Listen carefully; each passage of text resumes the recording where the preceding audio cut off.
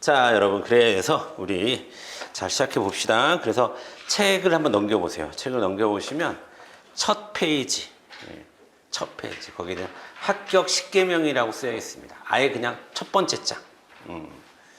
자, 이 합격 10개명은 제가 요렇게 공부를 좀 했으면 좋겠다라는 거고, 여러분들 오늘 처음 만났으니까 제가 좀 평상시보다는 조금 공을 들여서 오리엔테이션을 좀 하도록 할게요. 얼마나 걸릴지 모르겠습니다. 한 15분, 20분 정도 걸릴 것 같고, 그 사이에 제가 이제 이런 얘기를 좀 하려고 해요. 행정법이라는 것의 구조, 그 다음에 공부 방법, 그 다음에 좀 그러니까 시험이라는 것의 특징, 이런 것들 좀 이렇게 한번 해볼게요. 자, 먼저요, 여러분. 우리가 이제 행정법 공부를 한다라고 하면은, 자, 우리 시험에 나오는 건 크게 세 가지야. 우리가 법령이라고 불러. 법령. 그 다음에 여러분 법령, 판례, 이론. 요 세 가지야. 우리가 공부하는 거는. 우리의 학습 대상은 요 세 가지야. 법령, 판례, 이론. 이렇게 되어 있습니다. 여러분, 법령에 대해서 간단히 말씀을 드리면, 자, 법령이라고 하는 거는요, 법률과 명령을 합친 말이에요. 그래서 법령이라고 불러요. 법률과 명령을. 그래서 법령은 여러분, 이제 행정법은 단일 법전이 없어요.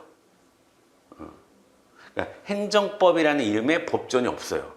그렇죠? 그거 아시죠? 그래서 여러분, 형법, 민법, 헌법, 법전이 있어 없어? 다 법전이 있어. 근데 민법 몇 점 몇 항, 형법 몇 점 몇 항, 헌법 몇 점 몇 항 이렇게 얘기한단 말이야. 근데 행정법 몇 점 몇 항 이렇게 얘기하진 않아요. 행정법은 단일 법전이 없기 때문에 여러 가지의 법, 그걸 우리가 이제 보통 개별법이라고 불러요. 여러 가지의 개별법들을 묶어서 추상적으로 이르는 거예요. 그냥 그거를 행정법이라고 부르는 거. 뭔 말인지 알겠지? 그러니까 쉽게 얘기하면 헌법도 행정법으로 들어올 수 있어요. 헌법도 행정법으로 들어올 수 있고 민법도 행정법으로 들어올 수 있어요. 물론 그런 여러 가지 법들이 있습니다. 그래서 그 여러 가지 법들을 우리가 다 공부해야 돼요? 그렇진 않아요. 근데 그것들 중에서 빅3가 있어. 제일 중요한. 세 가지 중요한 법이 있어요. 그게 여러분, 행정 기본법이라는 게 있고요. 그 다음에 행정 절차법이라는 게 있고요. 그 다음에 행정 소송법이라는 게 있어요.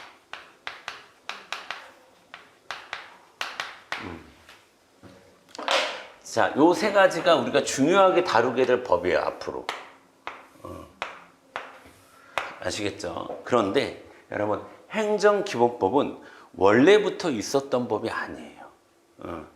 없었다가 워낙에 행정법이 단일 법전이 없고 좀 이렇게 막 여러 가지 법들이 섞여서 정리정돈이 안 되는 상황이라서 기본적인 원칙들은 우리가 한번 정리정돈을 좀 하자라는 차원에서 문재인 정부 끄트머리쯤에 만들어졌어요. 한 21년도쯤에 만들어졌어요.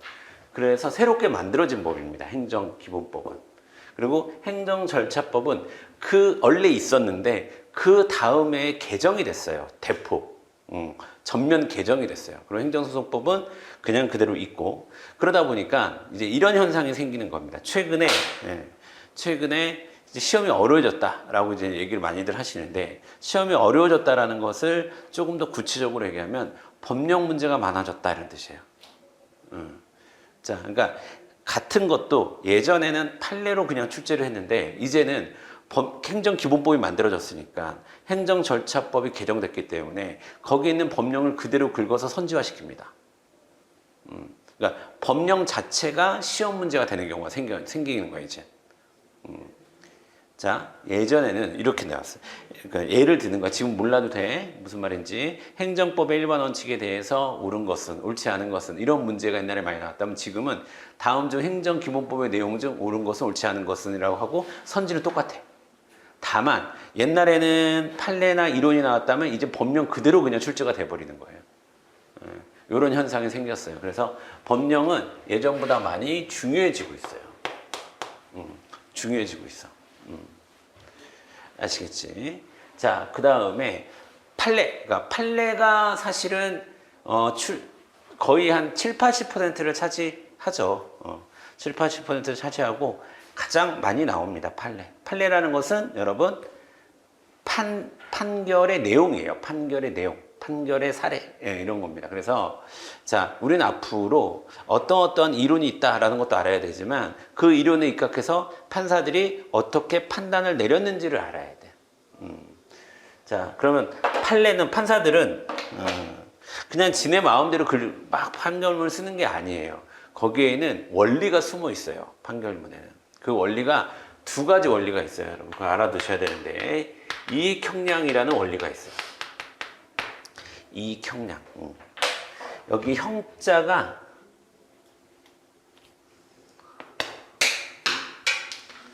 네, 잘 가세요. 여기 형자가 여러분 저울 형자야. 그러면 이익의 양을 저울로 잰다 이런 뜻이에요. 뭐가 더 무거운지. 예. 예를 들면 행정법에서 자주 사용하는 이익형량의 방식은 공익과 사익을 이익을 재는 거예요. 자, 공익보다 사익이 좀 더 무거우니 사익을 보호하는 것이 중요하다. 이렇게 이제 결론을 내리고, 그러니까 어떤 결론을 내리기 위해서 대부분의 판례는 이것과 이것이 있는데 둘 중에 뭐가 더 중대해? 나는 이게 중대하다고 생각해. 그래서 나는 공익 위주로 판결을 할 거야. 사익을 위주로 낼 거야. 뭐 사익과 사익이 충돌하면 A의 사익과 B의 사익이 충돌하면 A의 사익이 더 맞아. 뭐 이런 식으로 논리 구조가 쓰여져 있어요. 그래서 항상 자, 이러한데 이것과 이것 중에 이게 더 중요합니다. 이런 식으로 논리 구조가 돼 있어요. 판례문은 대부분. 뭔 말인지 아시겠죠? 그다음 또 하나는 모든 판례에 흐르는 원칙 중에 하나가 권력이 분립돼 있다라는 이제 입장을 항상 취합니다. 권력이 분립돼 있다는 것은 사법부가 할 수 있는 일이 제한적이라는 거예요, 사실은. 여러분, 우리 민주주의 국가는 상권 분립을 기본적으로 합니다. 그렇죠? 상권 분립은 입법부, 행정부, 사법부 이 세 가지를 나눈다는 거 아니겠습니까? 그러면 그 권력이 분립되어 있기 때문에 나는 이런 판단을 내려요 라고 얘기를 하는데 그때 권력 분립을 밑에다 깔고 전제로 판결을 해요. 대부분. 그래서 우리가 이 권력 분립과 관련해서 뭐 처음 배우는 게 통치행위 뭐 이런 거 공부하고 재량 뭐 이런 여러 가지 개념을 우리가 앞으로 공부할 텐데 거기에 깔려 있는 게 뭐냐면 바로 권력 분립에 대한 원리예요. 판례문도 이 두 가지 원리에 의해서 자 판례문이 쓰여진다. 그래서 이 판례문이 이제 기존에는 다음 중 예를 들어서 대집행과 관련된 사안으로서 주장으로 옳은 것은 틀린 것은 이렇게 시험 문제가 나왔으면 그냥 판례가 쭉 1번부터 4번까지 1번부터 이제 쭉 판례가 쭉 깔렸어요. 근데 최근에는 사례형 문제가 나타나기 시작해서 사례형. 자, 지금 법령 문제 많아졌고 사례형 문제 많아졌습니다. 사례형 문제 많아졌다는 것은 사례를 그냥 줘요, 여러분에게. 비슷한 사례를 주고 그 비슷한 사례에서 이런 결론이 나올까요? 이런 결론이 나올까요? 그거를 물어봐. 그러니까 여러분에게 이렇게 옛날에는 기존에 나와 있는 판례를 보고 이게 맞아 틀려? 이 정도로 물어봤으면 이제는 사례를 주고 판례에 기초해서 네가 한번 판단해봐. 뭐가 옳은 거야? 이렇게 이제 이런 식의 문제로 좀 발전을 했다. 이렇게 보시면 돼요. 자, 그 다음에 이 법령의 내용을 바탕으로 이제 판례의 내용을 바탕으로 우리가 이제 뭐 이렇게 만들어진 것을 이론이라고 해요. 이론. 그리고 이론은 법령과 판례 말고 또 하나가 들어오는데 그게 뭐냐면 학설이에요. 학설이라고 하는 것은 학자들의 주장이에요. 학자들의 주장. 법학자들의 주장. 근데 학설은 상대적으로 시험에 거의 안 나옵니다. 근데 알긴 알아야 돼. 학설을 알아야 이제 우리가 판례를 이해하는데 조금 더 쉽게 이해를 할 수가 있어요. 그래서 학설인데 학설 중에서 이제 좀 많은 학자들도 주장이 다 똑같진 않을 거 아니야. 그 막 논쟁이 있거나 이럴 거 그러면 많은 사람들이 주장하는 학설을 뭐라고 그럴까? 다수설 또는 통설 이렇게 부르는 거예요. 자, 그러면 법령의 내용, 그 다음에 판례의 내용에 학설까지 결합하면 우리가 흔히 말하는 이론이라고 하는 거예요. 이론. 뭔 말인지 아시겠죠? 근데 이 이론 자체를 물어보는 거는 이론 자체를 예를 들면 행정법의 일반 원칙에 대해서 말해보세요. 막 이런 식으로 물어보는 문제는 우리가 단순 문제라고 얘기해요. 이론에 대해서 학설에 대해서 물어보거나 이론에 대해서 물어보는 단순 문제인데 이런 것들은 거의 이제 사라졌습니다. 거의 없어요. 자, 그러면 자, 여러분에게 이제 정리해 드리면 판례와 법령 위주로 시험에 출제되고 있다. 그리고 법령의 비중이 올라가고 판례를 묻는 방식에서 약간의 변화가 생기기 시작했다. 사례를 제시하는 문제로. 그게 최근 행정법의 출제 경향입니다. 우리 출제 경향을 이제 알아야 공부를 하는 거니까, 그치? 자, 그 다음에 자, 행정법이라는 걸 좀 얘기할게. 행정법.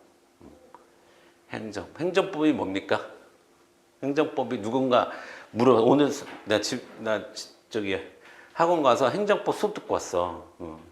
하고 얘기했어. 집에 형 있어, 누나 있어, 동생 있어. 누나한테 얘기했어. 그런데 누나가 야 그러면 승준아 행정법이 뭐냐라고 물어봤어. 그럼 뭐라고 대답할래요? 행정기관이 일반 국민에게 하는 처분의 근거. 처분의 근거. 자, 여러분 행정법을 가장 공식적으로 행정법이 뭐다라고 이야기하려면 이렇게 얘기하면 돼요. 행정법은 행정이, 행정기관이라고 표현하셔도 되고 나중에 배우겠지만 행정청이라고 표현, 같은 말이에요. 행정기관과 행정청. 혹은 그거보다 조금 더 높은 개념이 행정주체라는 개념도 있어요. 그러니까 행정주체가 행정객체에게 자, 뭐 하는 행위인데, 자, 행정법을 행정에 관한 조직, 작용, 구제에 관한 국내 공법입니다. 이게 가장 정확하게 행정법을 정의해야 하는 거예요. 다시, 행정법이 뭐라고? 행정에 관한 조직, 작용, 구제에 관한 국내 공법입니다. 그러니까 국제법은 아니라는 거지. 그리고 여러분 나중에 또 얘기하겠지만 공법과 사법의 분류가 되는데 사법은 아니라는 거예요. 행정법은 공법이에요. 공법. 자, 이렇게 얘기하는 국내 공법입니다. 이렇게 얘기하는 거야. 자, 그런데 여러분 우리 시험, 그러니까 보통 이 조직과 관련해서는 강론에서 많이 다뤄요. 그러니까 7급 문제에서 많이 나오고, 그리고 우리는 대부분 자, 이걸 안 배우고 작용과 구제에 대해서 주로 시험 문제 나오는 거예요. 그러면 다시 정리하면 행정법은 뭐야?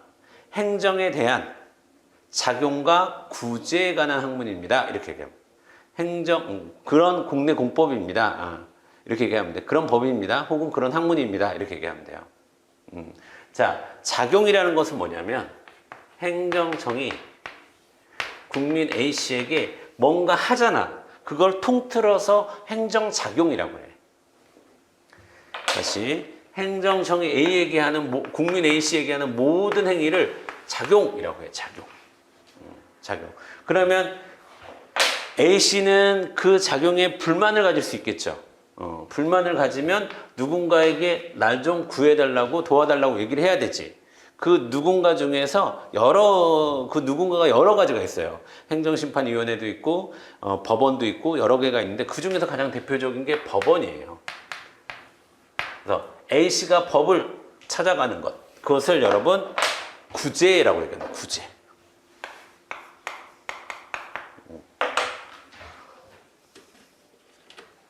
자, 그리고 이 행정청이 A씨에게 하는 작용, 뭔가 행위, 이걸 전체적으로 작용이라고 하는데 그 작용 중에서도 제일 중요한 게 뭘까요? 아까 우리 승준 씨가 얘기한 처분이에요. 처분. 행정작용 중에 처분이 있는 거야. 예를 들면 행정작용 중에 공법상 계약이라는 것도 있어. 그 공법상 계약은 처분이 아니야. 근데 행정작용이라고 불러. 뭔 말인지 알겠죠? 자, 행정작용 중에 처분이 가장 중요하고, 자, A씨가 법에서 도와달라고 도움의 손길을 요청하는 여러 가지가 있는데 그 중에 가장 대표적인 게 소송이고, 이 소송 중에서도 가장 대표적인 게 여러분 항고소송이라고 하는 거예요. 처분을 다루는 항고소송이라고 하는 거예요. 요거를 우리가 주로 공부하게 되는 거예요, 앞으로.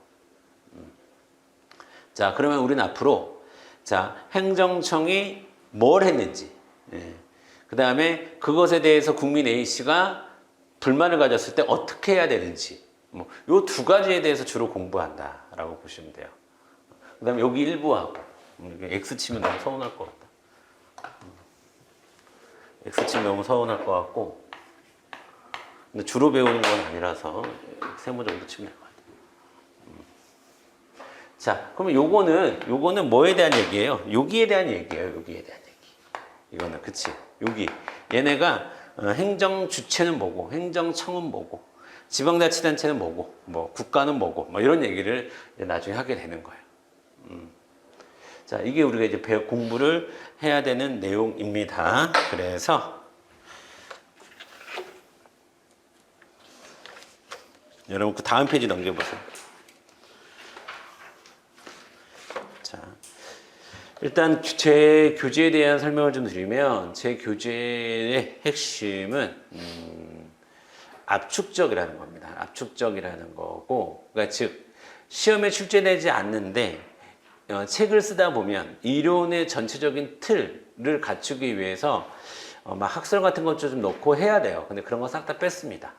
싹 다 뺐고, 그래서 여러분들한테 이 책이 갖는 의미는 여러분 딱 여기까지 공부하시면 90점 이상 맞습니다. 뭐 이런 정도 수준의 이야기예요. 그래서 출제되는데 안 나오는 건 여기 책에 없는 건 없는데, 그렇다고 좀 불필요한 얘기가 전혀 없어요.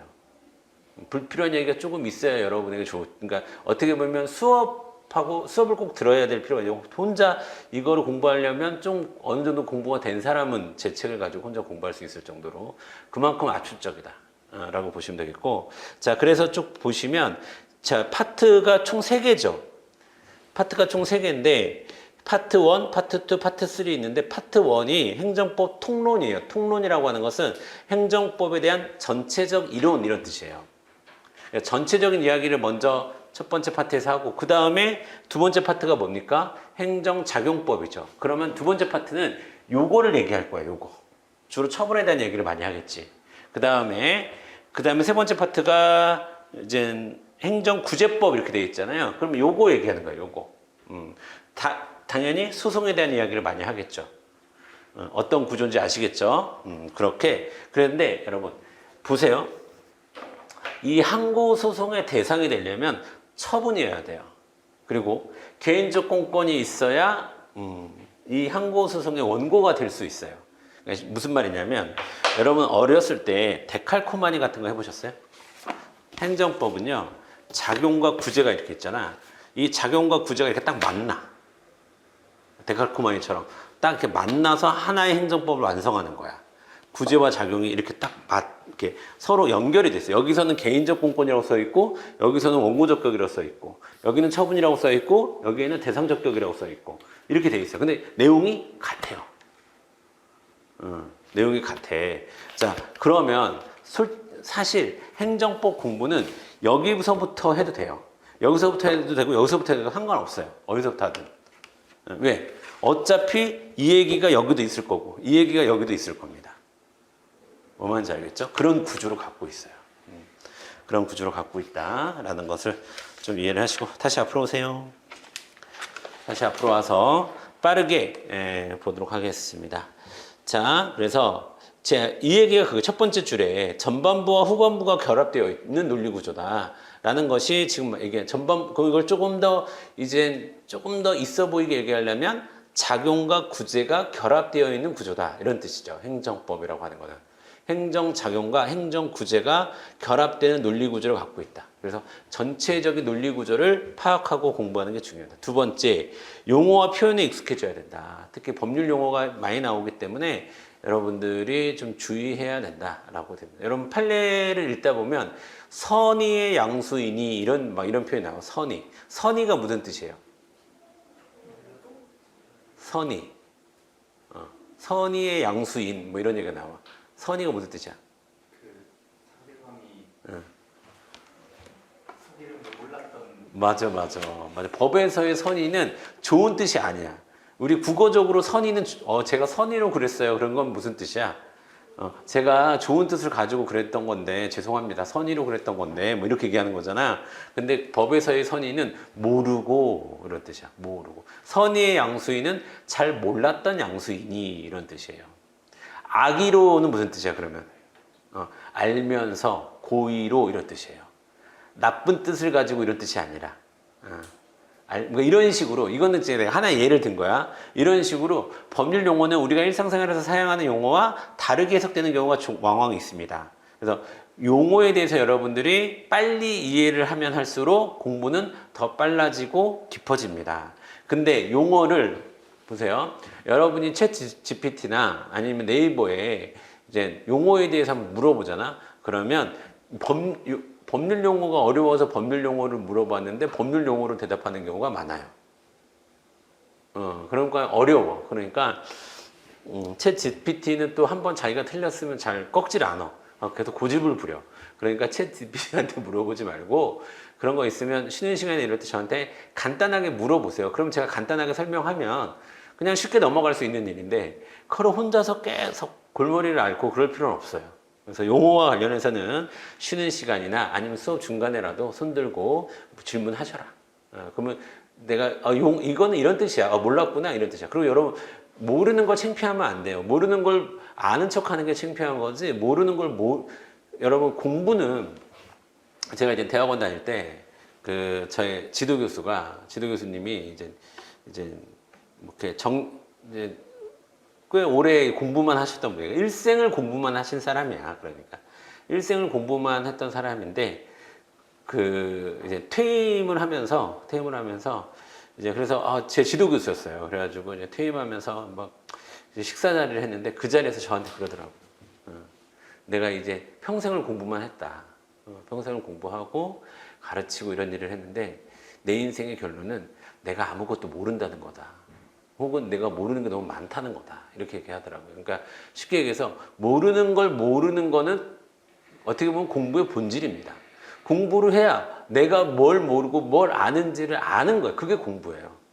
그러면서 이건 내가 알고 이건 모르고 그러면서 모르는 거를 점점 시험 때까지 일시적으로 막아두는 게 수험 공부예요. 수험 공부의 본질은 그런 겁니다. 그러니까 여러분들이 모르는 거를 모르고 질문하는 거를 자연스럽게 생각해야 돼. 아시겠죠? 그리고 요거는 좀 이따 얘기할게요. 좀 이따가 시험과 관련해서는 좀 이따 얘기하겠습니다. 그러니까 질문 자주 하세요. 용어는.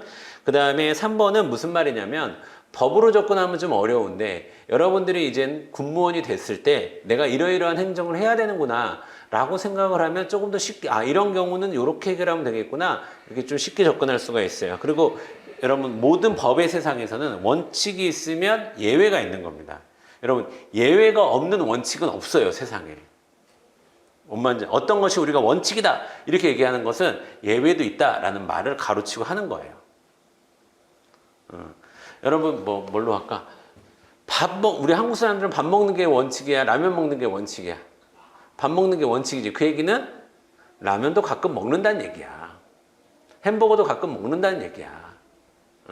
밥만 먹는다는 얘기가 아니야. 밥이 원칙이란 말은. 그렇죠? 그래서 원칙이란 말은 항상 예외가 있어요. 심지어 우리 공부하다 보면 예외의 예외도 나와. 그래서 원칙은 뭐고 예외는 뭐고. 그래서 저는 앞으로 계속 여러분에게 이게 원칙이고 이게 예외. 근데 우리가 공부를 할 때 A는 A고 B는 B다 이렇게 공부하면 어려워. 이게 A가 원칙이고 B가 예외다 이렇게 공부를 해야 이게 중요도의 순서가 잡히잖아. 그러면 이해하기가 좀 더 체계화되는 거예요. 그렇게 공부하는 게 좀 더 쉽습니다. 원칙과 예외를 잘 구분해서. 그리고 판례를 논리적으로 이해를 해야 돼요. 자, 그 정도 보시면 될 것 같고요. 그러니까 내가 왜 이제 제가 이런 말을 자꾸 드리냐면, 판례가 중요하다고 그러니까, 그럼 선생님 판례만 외우면 합격하겠네요? 오케이. 판례만 외우면 합격할 수 있어요. 근데 문제는 뭐냐면, 법령과 이론을 모르고 판례를 외울 수가 없어요. 뭔 말인지 알겠죠? 여러분도 저도 다 여기서 혹시 IQ가 150 넘는 분 계세요? 그렇진 않죠. 저도 마찬가지예요. 여러분들 혹시 여기서 천재 있으세요? 없으시죠? 저도 마찬가지예요. 그럼 우리 같은 우리 같이 평범한 사람들은 어떻게 해야 되냐면 이제 판례를 항상 중요한 거 위주로 외우고 까먹고 외우고 까먹고 외우고 까먹고의 과정을 반복하는 거예요. 그게 어려운 게 아니에요. 그러니까 그게 내가 까먹는 게 이상한 게 아니야. 판례를 볼 때 그 까먹는 게 어려운 게 계속 여러분들이 그런 과정을 거치면 돼요. 그 다음에 최대한 수용적인 태도를 갖자 라는 말은 무슨 말이냐면 뭐 판례는 판결의 내용이라고 말씀드렸습니다. 그런데 안타깝게도 판사들은 다 똑같은 생각을 갖고 있나요? 그렇지는 않아요. 그럼 분명히 왜 이 판사가 이런 판결을 내렸죠? 저 같으면 이런 판결을 내릴 텐데? 라고 여러분들이 생각하실 수도 있는 판례들이 많아요. 그리고 그런 예외적인 판례가 시험에 잘 나오기도 해요.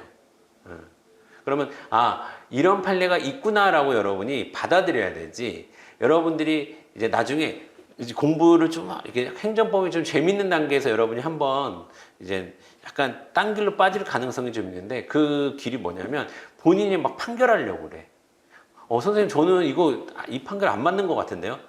어쩌라고 판사가 그렇게 했는데 우리는 지금 나온 결과물을 이해해야 하는 사람이고 받아들이는 사람이지 결과를 내는 사람들이 아니에요. 그러려면 사법고시 공부해야지. 지금 로스쿨 들어가거나 우리는 지금 판사들이 내린 결론을 이해하는 거야. 그럼 이건 좀 이상하네? 그럼 이상하게 받아들이면 돼. 이거는 뭐 정확하네? 그럼 정확하게 받아들이면 되고.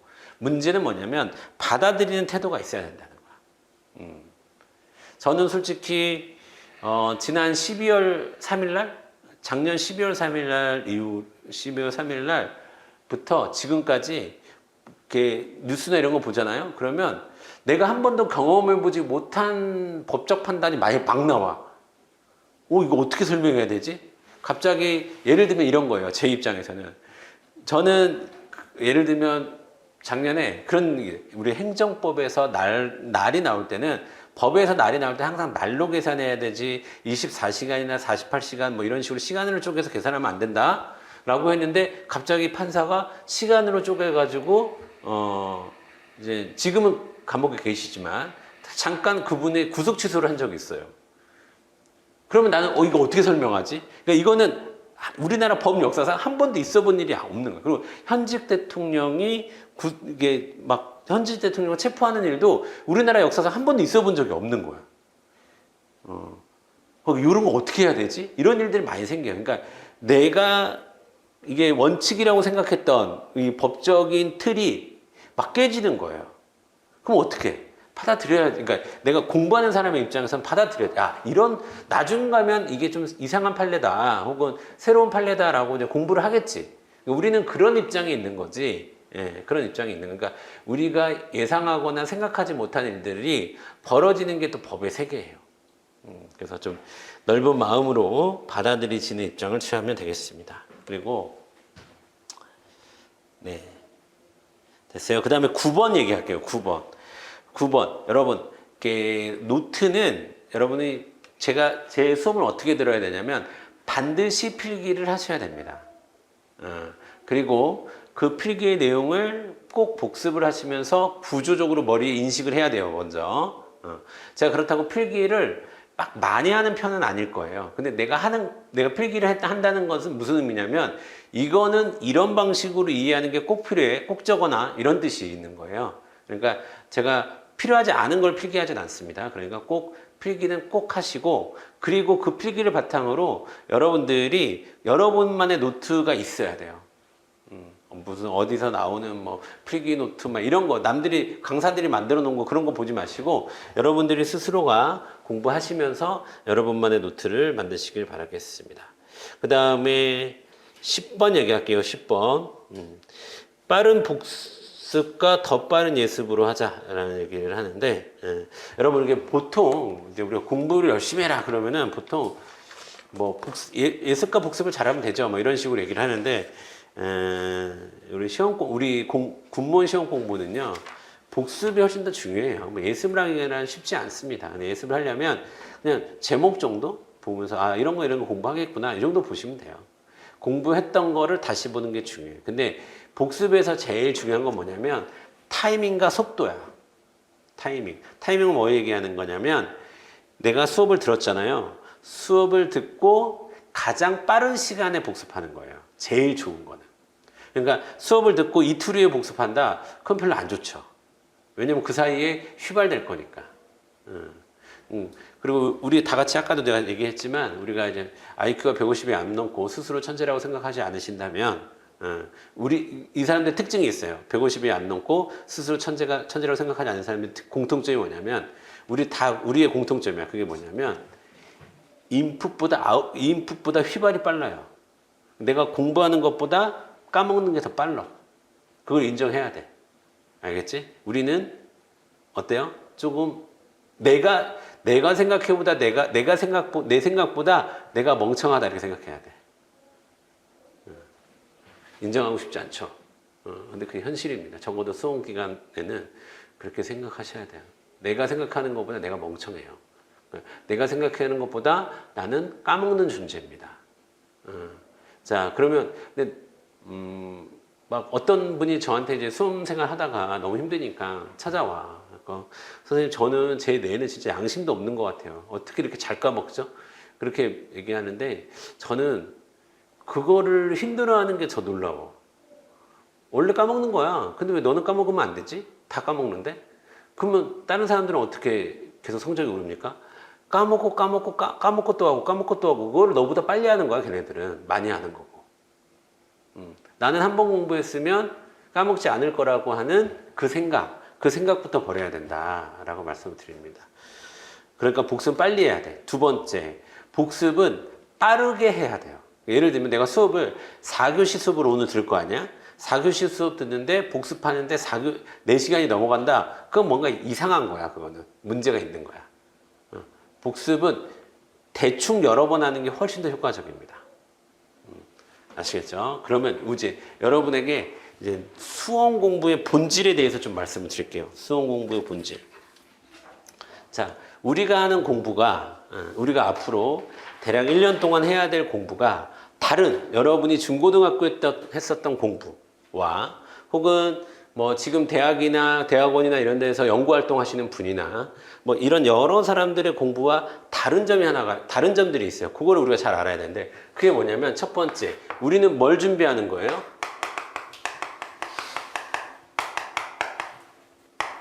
객관식 시험을 준비하는 거야, 우리. 객관식 시험을 준비한다는 것은 뭘 얘기하는 거냐면, 자, 하나를 꼼꼼하게 공부하는 게 아니라 대충 여러 번 공부하는 게 훨씬 더 효과적이라는 뜻이에요. 훨씬 더 효과적이다. 자, 볼게요, 여러분. 그러니까 예를 들면 우리가 그림을 그려. 눈을 아주 잘 그려. 완전히 막 눈을 막 속눈썹까지 그려. 그리고 코를 완벽하게 그려. 이런 게 아니야, 우리는. 대충 한번 그리고 대충 한번 그리고 대충 한번 그렸는데 어느 날 이게 그림이 완성됐네? 이런 게 우리 수험 생활이에요. 대충 여러 번 하는 게. 하나를 꼼꼼하게 하는 게 아니라 죽자고 덤비는 게 아니에요. 이해가 안 돼요? 계속 앞으로 가는 거예요. 그리고 이해가 안 되는 것도 나중에 만날 거예요. 아니면 가다 보면 이게 이해가 될 수도 있고. 근데 이해가 안 된다고 계속 앞에 머물러 있으면 안 돼요. 지금 노량진에 있는 학원들 5층에서 담배 피는 애들의 대부분이 이제 그거죠. 이제 한국사 엄청 잘해. 고대 사모 엄청 잘해. 백제 고구려 신라 엄청 잘해. 저도 그랬어요. 저도 어렸을 때 수학을 잘 못했는데 저는 수학의 정석으로 공부했거든요. 집합만 새까매. 맘 잡을 때마다 집합으로 시작하고 또 집합으로 시작하고 또 집합으로 시작하고 또 집합으로 시작하고 그러니까. 그러면 안 돼요. 수학 공부는 무조건 앞으로 가는 겁니다. 아시겠죠? 우리는 객관식 시험을 준비하는 거니까 여러분들이 뭔가를 설명할 정도의 수준까지 이르지 않아도 돼요. 네, 지금은 이제 이해하려고 노력을 해야 되겠지만 이제 나중에 가면 심지어 여러분 제가 이렇게 말했습니다. 남들이 맞추는 건 나도 맞추고 남들이 틀리는 건 나도 모르게 맞춰서 합격하는 거다. 이게 무슨 말이냐면 저도 예전에 이제 수험 공부도 해보고 했는데 이제 그냥 느낌상 이게 답일 것 같아. 그래서 맞추나 확실하게 알아서 맞추나 똑같은 점수 아닙니까, 여러분? 그렇잖아요. 그러면 근데 그 느낌상 이게 답일 것 같아. 찍어서 맞히는 건 실력일까요? 실력이 아닐까요? 실력이야. 그만큼 문제를 많이 풀어봤기 때문에 판례를 많이 읽어봤기 때문에 왠지 이게 답일 모르겠어. 내가 모르겠어? 딴 애도 모르겠어. 이거 정도 수준은 돼야 돼. 딴 애들은 다 아는데 나만 몰라. 이거는 안 돼요. 이거는 합격에 가까이 갈 수 없습니다. 남들이 맞추는 건 나는 실수 없이 맞춰야 돼요. 거기에다가 남들이 못 맞추는 거를 나는 나도 모르게 맞춰야 돼요. 무슨 말인지 알겠죠? 그래서 수험은 그러니까 아는 것도 틀릴 수가 있고요. 모르는 것도 맞출 수 있어야 돼요. 또 하나는 뭐냐면 우리는 시간이 제약되어 있는 시험을 보는 거예요. 여러분에게 문제를 주고 충분한 시간을 주고 충분히 생각해보고 이 문제를 풀어. 이게 아니야. 자, 거의 1분에 한 문제 정도를 풀 수 있는 정도의 능력을 갖췄어? 이걸 물어보는 거예요. 그러니까 쉽게 얘기하면 이 얘기예요. 그러니까 지금 시험장에서 문제를 풀라는 게 아니야. 시험 문제는 네가 예전에 10번이고 20번이고 봤던 문제지 이거 여기에 대해서 너 반응해 이거예요. 거기서 생각하고 있어. 아, 이익 형량이 어떻고 권력 분립이 어떻고 이런 거 생각하고 있어. 그러면 안 돼요. 그냥 키워드 딱딱딱딱 보이고 딱 아, 이거 어떤 문제구나, 어떤 판례구나 라는 것을 사전에 내가 알고 있어야 돼. 그리고 시험장에서는 반응을 해야 돼. 거기에 대해서. 반응을 한다는 거는 0.00 문제 보는 순간 바로 손은 거기다가 답 체크를 하고 있는 거야. 나도 모르게. 그 정도 수준은 돼야 되는 거야. 그러니까 쉽게 얘기하면 우리 군무원 시험의 본질은 네가 행정법에 대해서 얼마나 알고 있니? 이걸 물어보는 게 아니에요. 여러분 군무원 된 다음에 행정법 공부해도 군무원 충분히 합니다. 근데 여러분에게 지금 뭘 테스트하고 싶은 거예요? 국가에서는.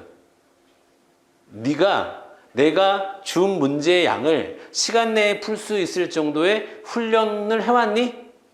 너 그 정도로 성실하니? 이거 체크하는 거예요. 너 창의적이야? 너 똑똑해? 이거 물어보는 게 아니야.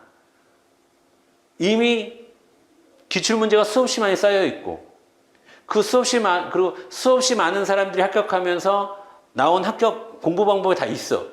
너 이거 할 거야 말 거야? 이거 할 수 있어 성실하게? 이거 물어보는 거야. 뭔 말인지 알겠어요? 그래서 저는 나만의 공부 방법을 찾는 건 별로 안 좋아합니다. 나만의 노트를 만드는 건 좋지만 나만의 공부 방법을 찾지 마세요, 여러분. 단지 공부 방법은 이미 나와 있습니다.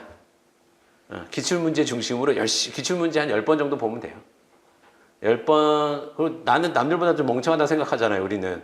그러니까 다른 학원 학생들이 10번 볼 때 우리는 한 15번 정도 보고 시험장 가면 돼. 그럼 우리는 합격해. 그게 다야. 그게 다야. 근데 그 15번을 볼 수 있는 능력을 갖추게 하는 게 저의 수업입니다. 뭔 말인지 아시죠? 그러니까 우리가 왜 공부하는지, 이 본질을 정확히 알고 시작해야 되지. 그냥 내가 알고 모르고 새로운 지식을 저는 톡 까놓고 여러분에게 말씀드릴게요. 저는 여러분에게 새로운 지식을 전달할 생각이 전혀 없습니다. 저는 여러분이 행정법을 잘 알았으면 좋겠다는 마음이 전혀 없습니다. 저는 단지 여러분들이 최대한 빨리 고생하지 않고 합격했으면 좋겠어요. 그게 저의 성과고 저의 보람이에요. 그게 다예요. 여러분이 행정법 잘 모르고 합격해도 괜찮아요. 합격만 하면 돼요. 제 입장에서는 그렇습니다. 그러니까 깊이 있게 들어갈 필요가 없는 거예요. 깊이 있게 들어가는 것보다는 여러 번 반복할 수 있는 그런 힘을 갖는 게 훨씬 더 중요하다. 그럼 이런 관점에서 여러분에게 하나만 더 물어볼게. 하나만 더 얘기하자. 여러분, 그러면 전체적으로 공부를 한다는 것은 이론을 습득하고 문제풀이 훈련을 많이 한다는 거거든. 이게 다야. 근데 학원에서는 그거를 막 쪼개지. 왜냐면 학원도 이렇게 시즌마다 돈을 벌어야 되기 때문에 뭐 무슨 과정 쪼개는데 다 필요 없습니다. 본질은 뭐예요? 이론 습득하고 문제 푸는 거예요. 문제풀이 훈련하는 거야. 그렇지? 그러면 여러분들이 생각하는 이론 습득이 중요해? 문제풀이가 중요해?